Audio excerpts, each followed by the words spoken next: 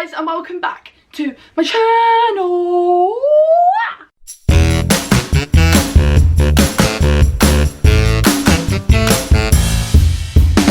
So for today's video, we are going to be talking about me.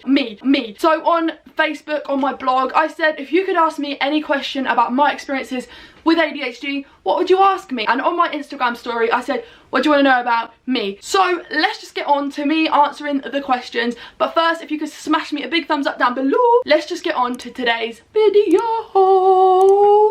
How do you get a doctor to listen to you? Nobody will believe me that I think I have ADHD. They just think I want the drugs. So I was 21 at the time, so I had all my life kind of experiences to take to them, and my mum helped me by writing kind of like a journal and writing down all the things that I struggled with. And if they'd have told me that I would have lied, I kind of had the evidence to say, well, actually, I want another opinion.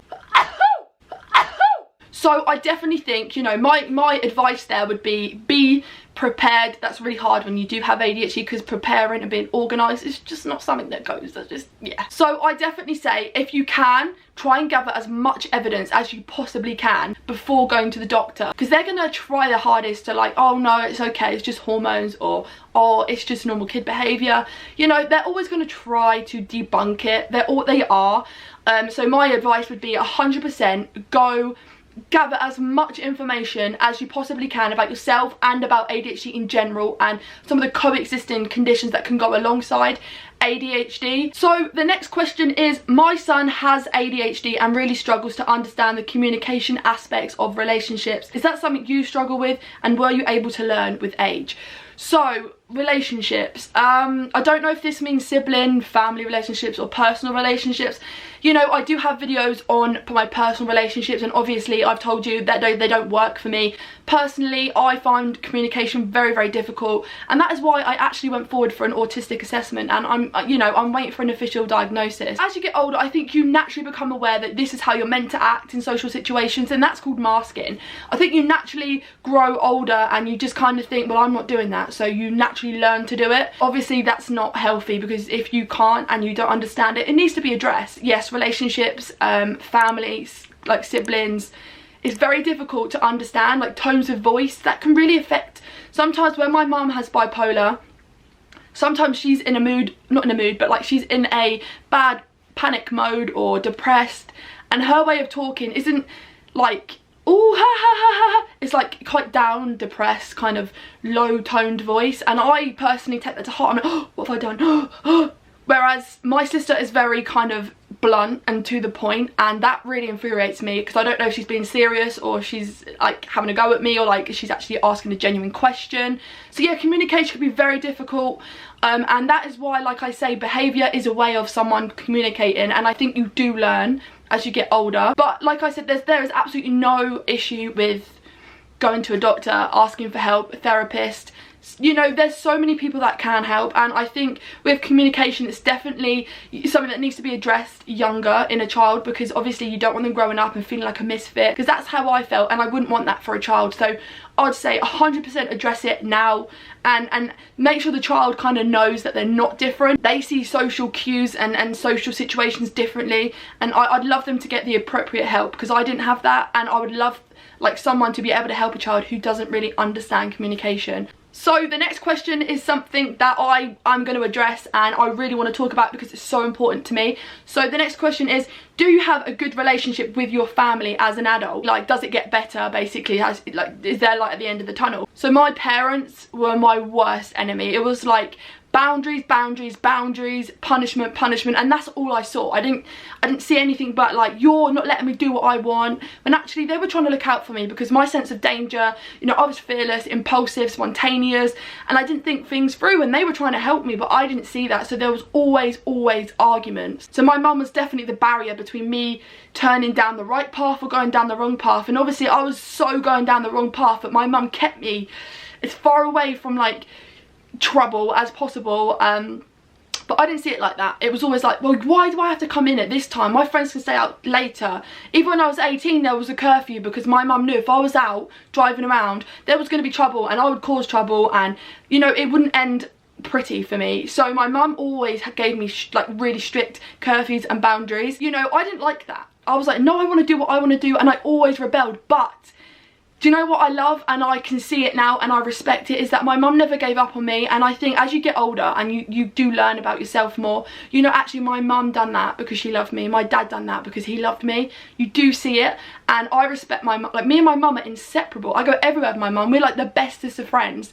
So I 100% tell you, it does get better. And I think it's down to the child though, individual, because I think sometimes, you know, it does take a bit longer, but I promise you, all your hard work and all your like strength that you've got, that you give your child, it is appreciated, and we do really love it. So just keep strong, because I promise you it will get better. So I have another question, and it says, I have a 7-year-old daughter who has recently been diagnosed with ADHD. Any advice for parents? I think there's so much advice, but I think you need to hear this the most, and that is, it is not your fault. It is not your fault. You have done an amazing job raising your child. You are strong. You know, you've raised your child to be the best person and the best version of themselves, and at the moment it may not, you know, it may not seem like you've done an amazing job. You might feel like a failure, but you're not. You're not. You're so strong, and your child will see just how much you adore them by you being strong for them and actually standing by them. That is my advice. Stand by them.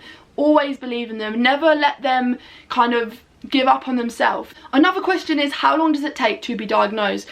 So for me, it says pediatrics on the message. That obviously to me kind of, it is a younger person. So for me, I didn't go through any of that. I actually paid private. Like, you know, I was diagnosed at 21.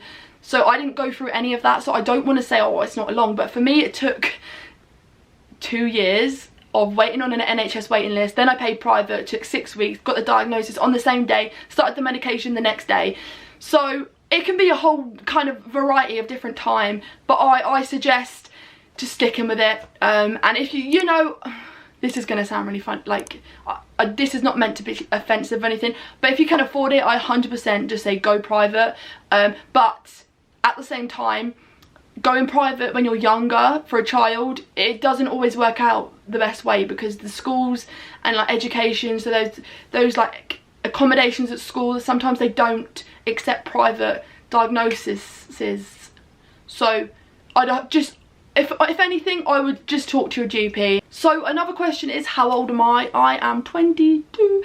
I'm 23 next month. That's crazy. 23. Another birthday in lockdown, but you know what? I don't care. I have no friends to invite anyway. So someone's asked me, what's my favourite colour? So as you can see, everything's pretty pink. But that's not my favourite colour. This is just what went nice with the wallpaper.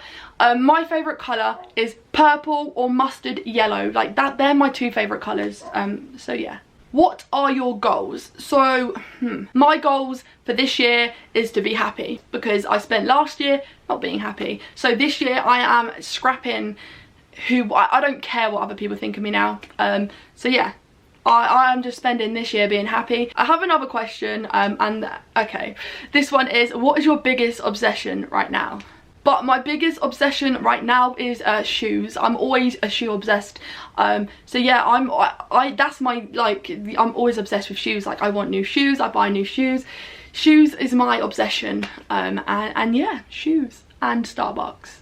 Don't tell him Starbucks. Starbucks. Another person said, do I have a boyfriend or a girlfriend?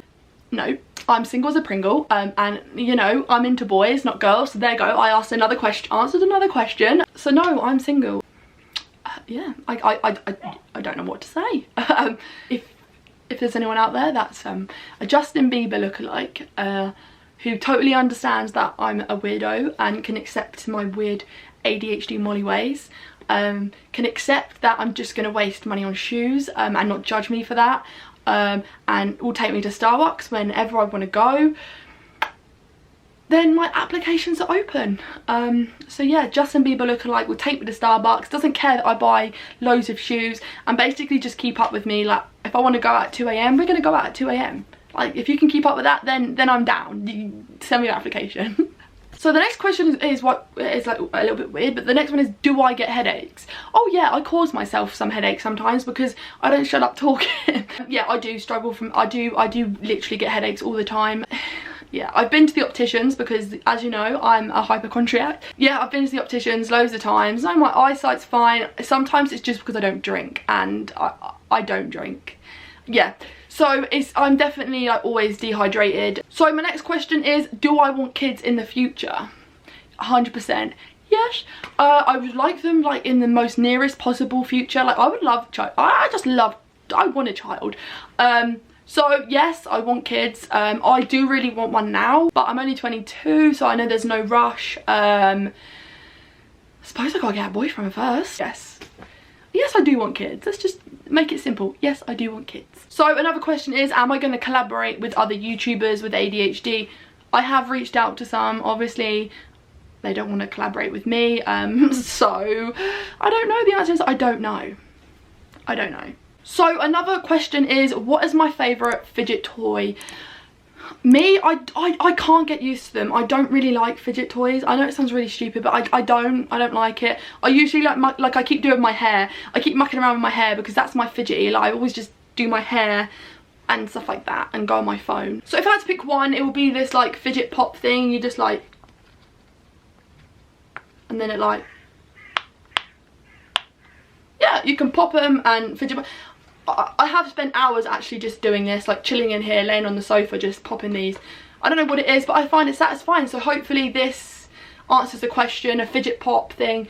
So I'm going to end it here. There's so many more questions about ADHD that I'm going to do a part two. So yeah, I hope this one hasn't bored you. But yeah, this is a bit more about me, and I've answered some questions about my ADHD experiences. So the next ones are probably going to be more ADHD because there's loads of questions about my ADHD in the next question, but I wanted to get the little ones out of the way. I'll see you next time. Remember to like and subscribe.